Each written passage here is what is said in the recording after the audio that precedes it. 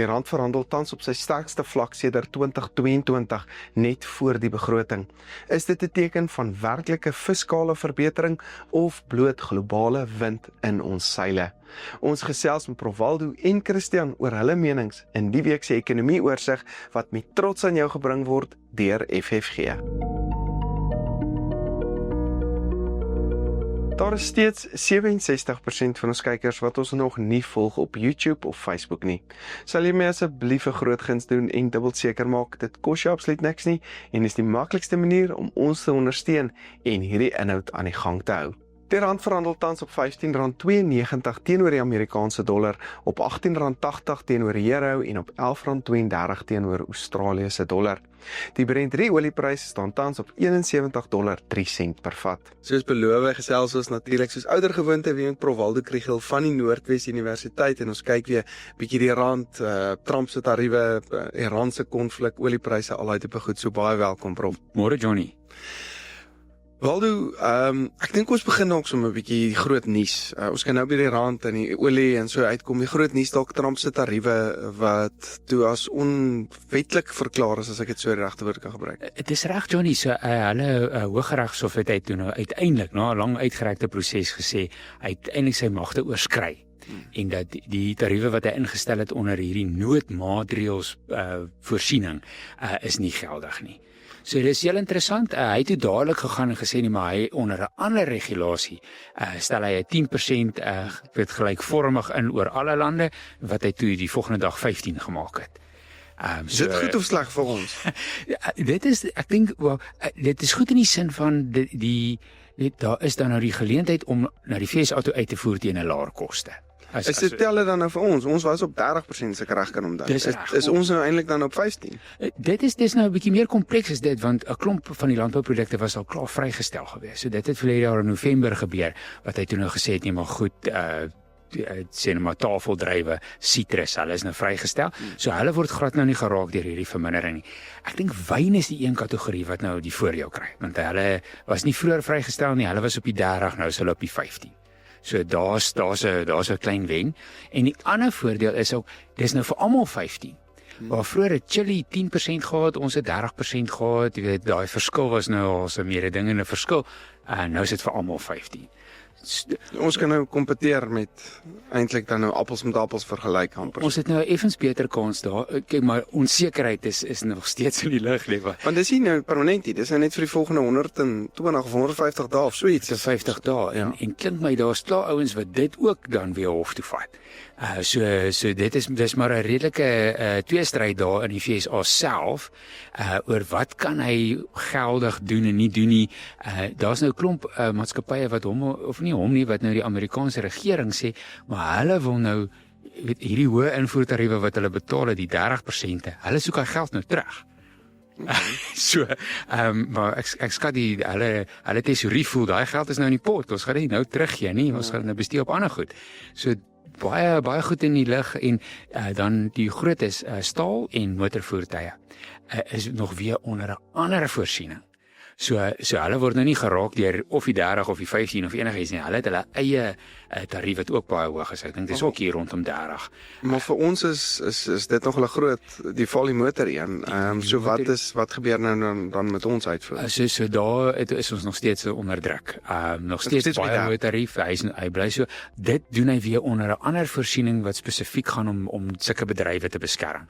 En daar is amper sê is daar nie hierdie probleem van het hy nou te ver gaan of nie, so daai staan nog op die oomblik. Hoopelik dat hulle skiet hulle daar ook 'n bietjie op 'n stadium, maar met onsekerheid is nou maar dit. So ons het hierdie onsekerheid met die dollar wat hom nou dryf, die ander vergelyking met die rand-dollar eintlik wisselkoers en dan as ons dit nou terugbring Suid-Afrika toe, die rand wat die rand nou affekteer, ons weer die begrotings môre, vertel vir my meer. So die groot vraag is eintlik hoeveel ekstra geld het die minister waarvoor hy nie begroot het nie. So die raaiskote lê hier tussen 30 miljard, 50 miljard, so groot bedrag. Maar wat beteken dat hy moet nou mooi dink wat hy daarmee doen. Amper as hy is nou soos ek en jy weet, jy kry 'n ekstra geldjie, hy kan dit nou nie gaan uitmors soos gewoonlik. Net sê ek het nog nie 30 miljard iewers in my bankrekening wat rond lê. Maar hy moet nou of besluit, jy weet, hy het nou 'n bietjie asemhalingsruimte, hy kan sê maar die die kindertoelaag 'n bietjie meer verhoog as wat hy beplan het. Of hy kan sê hy het nou ekstra geld vir infrastruktuur. Maar wat nou baie is met 30 miljard rand is baie geld, maar dis nie baie as dit kom by maak al die paaie reg nie, dan is dit 'n druppel in die emmer. Of jy 'n potjie paai kan regmaak met dit nie. Hang op die tende. Maar so dit en of hy kan net sê ons gaan nou 50 miljard rand minder leen as wat ons sou gedoen het. Op die skuldhelging doen amper. Dit eintlik ja, tegnies seker het hy net 'n kleiner finansieringsbehoefte. En die markte sal mal wees daaroor, want dit is of die konservatiewe ding om te doen is om te sê ons hou by al ons bestedingsplanne, ons gaan eintlik aanhou besnoei, ons het genoeg belastinginkomste vir wat ons voorbegroot het en ons gaan minder leen. Dit is hy sal Wat het jy gaan hy doen? 'n kombinasie. Ek dink hy gaan 'n bietjie minder leen om 'n sein te stuur om te sê hy is op 'n pad van fiskale konsolidasie, maar hy het gehad om toe te stop. Hy het nou beloof hy gaan hierdie waterkrisis probeer aanspreek. Hy het gesê hy gaan die weermag teen misdaad gebruik, vir die bende misdaad. Dit gaan 'n klomp geld kos, 5000 nuwe polisieoffisiere is duur. Back and Closer so of die reaksie daarop, wat dit ook al nou is, die enstowwe, alles gaan geld kos. So Maar dis reeds half ingeprys. Dis nie noodwendig hierdie 30 of 50 miljard wat jy nou genoem het. Hy het voorsiening daarvoor in ek wil amper sê in sy reserves. En hy het ook hy het al reeds eintlik daaroor gepraat. Maar hy kan amper sê hy kan dit nou uit sy lopende inkomste bekostig. Hy hoef nou nie in sy reserves in te gaan nie. Of hy kan maar net sy reserves dan optop met hierdie 50 miljard. Waldo, hoekom het hy hierdie ekstra geld dan? Die hoë goud en platinum prys. Is dit eintlik nou maar en die sterker rand?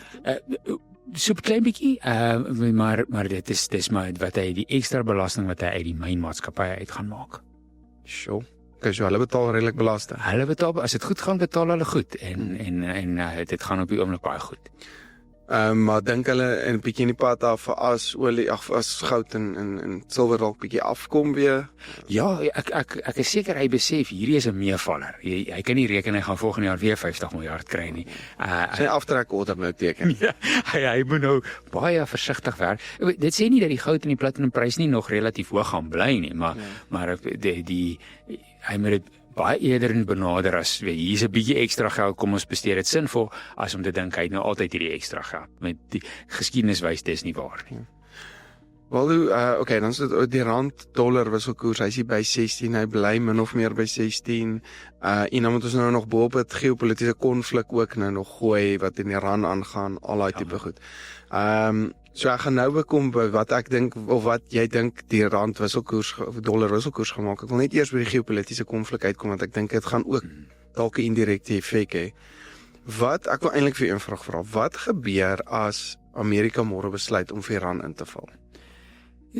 Moeilik om te sê want daar's nou Amerika, ek wil sê tradisioneel sê jy sê die dollar moet versterk. Ja. Want dit was nog altyd die storie, veilige hawe. Ek dink die veilige hawe storie is nie meer heeltemal so duidelik nie. Ek dink tog dit gaan goud laat versterk. Onsekerheid is goed vir goud. Die dollar, ek wil amper sê ek vermoed die Iran vraagstuk is redelik ingeprys.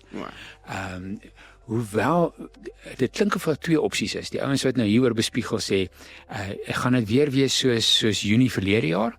Jy weet 'n dag of 3 baie intensiewe aanvalle op baie spesifieke teikens, sê maar kerninstallasies, ballistiese missiele, daarop die revolusionêre Revolutionary Guard wat nou weet slaat jy hulle hard vir 'n paar dae en dis dit. Dan dink ek die markte gaan amper wag om te kyk wat gebeur. Of het jy hier te doen met 'n baie langer uitgerekte groter nee, ek dink nie, soos hulle altyd sê, weet boots op die grond. Ons praat tog nie van dit hier. Ons praat nou net van 'n groter ligaanval wat nou vir langer voortduur op baie meer teikens en dalk nog in tergelykertyd slaan Israel, Hezbollah, Jemen, 'n klomp ander teikens wat ook Iran verwant is. Dan het jy nou 'n volgende vlak van onsekerheid. En ek dink daar is die kans dalk groter vir 'n effens sterker rand as wat dit is vir 'n sterker dollar. Dis baie snaaks. Ek dink jy so 2-3 jaar terug hierdie hoe kan ek sê, 'n vergelyking gehad het nie. Dis 'n en dan uit die politieke oogpunt uit die goed wat mense hieroor lees is dat dit is amper nie duidelik wat nou op die oomblik aan die gang is nie. Een van president Trump se eie woordvoerder sê die president is verbaas dat Iran nog nie toegegee het nie. Hy het dan nou al hierdie militêre mag op hulle voorstoep parkeer. Hy het gedink as hy of kom dreig, gaan hulle sê, goed, wat wil julle hê? Maar dis ook nie heeltemal duidelik wat hulle wil hê nie, want het hulle nie half klaar genoeg skade gemaak aan die kernprogram verlede jaar nie? Soek hulle nog toegewings op die kernprogram? Soek hulle toegewings op die ballistiese missiele? Dis hulle Amerikaanse vlag in die grond druk daar. Nee, ek dink daarom nie so nie, maar so ek dink die Amerikaanse posisie is nie vreeslik duidelik nie. Die Iranese posisie is ook nie vreeslik duidelik nie. Ek weet nie, daar's 'n lyn in die sand om te sê, hoor jy, ons soek dit en as julle vir ons dit gee in hierdie tyd. So niemand weet regtig wat om te trei. Nee, en Iran het gesê as dit kom op 'n aanval gaan hulle dit 'n streeksoorlog maak. Hulle sal dan probeer om Amerikaanse basisse in die streek te eintlik maar met missiele te tref. En dis natuurlik dis hoe oliepryse hoog is. By die oliepryse maar Iran het nie noodwendig, hulle het wat 3% of 4% van die wêreld se olie wat hulle produseer, nie noodwendig verskriklik baie nie, maar dit gaan meer oor die roete wat hulle kan. Ja, dis reg, die seevervoer daar, as daar nou konflik is en missiele vlieg rond, dan wil jy nie ook jou olietanker daar probeer deurkry nie. Ja. Dan kan jy die hele see besoedel daar as die tanker sink. Op grootskaalse chaos, en dan hoor ek ook so op die kant, blykbaar het die Chinese gesê, hulle sal vir Iran satellietdekking gee, so hulle verskaf 'n bietjie intelligensie, wat nog 'n element bysit by hierdie krisis wat nie vroeër daar was nie. Niemand dink hulle gaan nog verder betrokke raak nie, maar hulle het duidelik half 'n bietjie 'n kant gekies hier. Want dit gaan nou so goed tussen China en Amerika, as ons na die landbou goed kyk, hulle wil by hulle sojas koop, dit lyk asof hulle hand op die blaas amper nou sit, Xi en Trump, en nou skielik sê hulle nie, hulle gaan vir Iran help, so dis dis amper soos is dit dan baie of relatief indirek, dit is nog steeds help. Ja, en ek dink meneer Trump sal nie baie opgewonde oor so iets wees nie. Waldo, okay, nou kom ons gegee hierdie hele prentjie by die rand-dollar wisselkoers en olie. Wat is jou gevoel?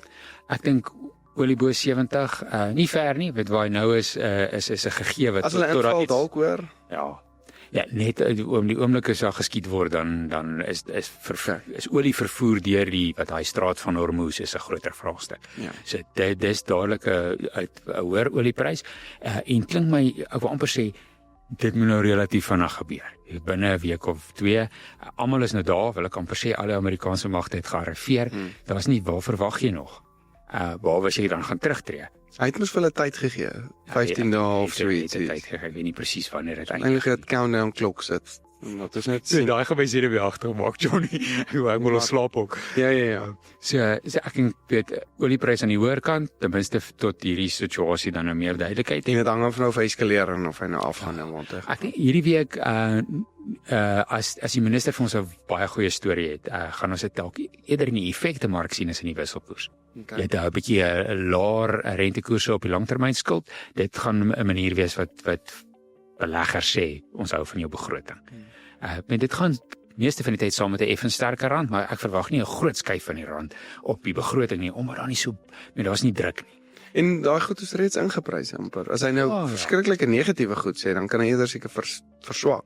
Ja, ek dink baie van die groot onsekerhede is daar al iets oor gesê. Selfs die nasionale gesondheidsversekering en die president, ek weet nie, iewers in 'n toespraak gesê, hy dink ons moet maar 'n bietjie water trap met dit. So daar gaan ook nie 'n groot aankondiging wees nie. So ek dink 'n relatiewe vervelige begroting. Ek wonder nou, want die ANC moet half 'n bietjie verkiesingsstemming kry, of kom ek sê stemme ondersteuning kry soos ons aan die einde van die jaar te beweeg. Is dit 'n rede om hulle 'n bietjie fokus op kom ons sê munisipaal water, daai tipe diensleweringstipe aspekte? Dink jy nog gaan 'n groter fokus dalk op dit wees spesifiek vir stemme nie? Ja, verseker, die noodsaak om iewers bietjie diens te lewer en beter te lyk is groot. Dis dalk bietjie te laat omdat sulke goed tyd vat om reg te maak. So jy kan die geld bewillig en sê daar's 'n plan, maar of amper sê ons het daai storie al gehoor. Die deursnee kiezer wil nie weer 'n keer hoor daar's 'n nuwe inisiatief of 'n komitee of selfs die bedrag wat rondgegooi word is nie altyd 'n troos nie. Ek dink aksie op die grond is waar die verskil gemaak gaan word. Maar ek dink in die narratief gaan die plaaslike regeringsverkiesings 'n al hoe groter storie word, ja. So Waldo, jou gevoel vir wisselkoerse, kom ons sê vir die volgende maand, ja. Ek dink eerder bietjie swakker as sterker. Het eerder hier na R16.10 se kant toe of R16.20 se kant toe, net omdat daar so baie onsekerheid is, as wat mense baie sterker rand onder 16 sien. Okay. Ons kan verkeerd wees, maar Ja, dit bly geweldig. op die oorwig van onsekerhede, dink ek eerder 'n effens swakker rand as 'n effens sterker rand. Okay. Baie dankie Waldo, baie dankie vir jou tyd. Altyd interessant om met jou te gesels en skakel in. Dan gesels ons volgende week verder. Maar baie dankie vir jou tyd vandag Waldo. Plesier. Soos beloof gesels ons dan met Christian van FFG vandag. Ons kyk bietjie na die begroting, wat in die ekonomie aangaan en waar die rand dan staan. So baie welkom by ons Christian. Dankie Johnny. Christian, ek dink ons begin dalk met die begroting. Dis dalk die nuus van die week gewees. Ons het nou net met Waldo gesels, rakende ons het dalk so 'n bietjie van 'n surplus, lyk my. Wat dink jy gaan beteken vir ons begroting beteken en vir die belastingbetalers beteken? Lyk definitief baie meer optimisties as laas jaar die tyd, as jy kan onthou, die bekleierery tussen die DA en die ANC oor die BTW verhoging en daai hele storie en 'n begroting wat nie kon deurgaan nie. Wat baie onsekerheid veroorsaak het met hierdie GNU. So vir die eerste keer in 'n hoeveelheid jare lyk dit eintlik baie optimisties as ons gaan kyk na die verwagte surplus wat hulle verwag in die begroting gaan wees. Ons moet ons nie blind staar teen dat net Suid-Afrika positiewe goed is dat uit Suid-Afrika uitkom en dat die regering noodwendig soveel goed reg gedoen het nie. Maar ons is gelukkig in die sin van dat kommoditeitspryse aansienlik verhoog het in die laaste paar maande, wat beteken dat maatskappye wat goud en platinum produseer aansienlik beter gedoen het op hulle omset. En dis die rede, een van die groot redes hoekom ons begroting soveel beter gaan lyk vandag. En dis nou surplus, hulle praat van, ek dink Waldo het gepraat van tussen 30 en 50 miljoen, ander mense het weer gesê tussen 20 en 60 miljoen, so daar 8 miljard, jammer. So daar is bietjie spasie vir ruimte. Waar dink jy moet daar bietjie aanpassings kom? Kyk, daar's 'n rits van goed, maar as ons gaan kyk in die verlede, wat hulle gedoen het die laaste 2 jaar is die sogenaamde bracket creeping, waar hulle die persoonlike inkomstebelasting skale nooit opwaarts aangepas het met inflasie nie, wat beteken dat jy kon meer verdien het, maar dat jy aansienlik meer belasting betaal. En dit was een van die redes hoekom hulle so groot invordering gemaak het in die fiskus. En ek dink is 'n uitstekende geleentheid om hierdie skale weer opwaarts aan te pas, sodat daar en hoekom sê ons so? Want dit beteken nog 'n meer verbruikersbesteding kan wees omdat die gewone individu in Suid-Afrika veronderstel is om minder belasting te betaal. Dit beteken ons kan meer spandeer. So ek dink dis definitief, dis amper 'n non-negotiable dat hulle dit moet aanpas hierdie jaar. Ja, en ek dink dis saam met rentekoerse wat hulle moontlik stabiel of dalk so 'n bietjie laer ook nog kan hou, kan vir ons 'n bietjie verligting bring as 'n verbruiker hierdie jaar, wat dalk goeie nuus is. Definitief, ek dink is 'n goeie punt wat jy aanraak oor rentekoerse. Sommige rentekoerse in die rand, dit beteken rentekoerse het afgekom. Die rand het versterk, wat beteken ons skuldlas of ons die rente wat ons moet betaal op skuld het ook afgekom. So dit het definitief ook 'n rol gespeel. So die sterker rand, lae rentekoerse het ook 'n rol gespeel dat ons 'n meer optimistiese begroting gaan sien hierdie jaar. En ons is saam is ons van die gryslys af, of ons het 'n positiewe outlook eintlik van hierdie instansies, van die kredietinstansies. So en dit lyk asof dit nog verbeter hierdie jaar. Ja, ons dit definitief 'n klomp goed wat in ons guns speel, wat dit beter laat lyk vir ons, en ons moet nou die momentum hou. Ons moet nie nou snaakse goed doen, byvoorbeeld die NHI, meer befondsing daarvoor gee.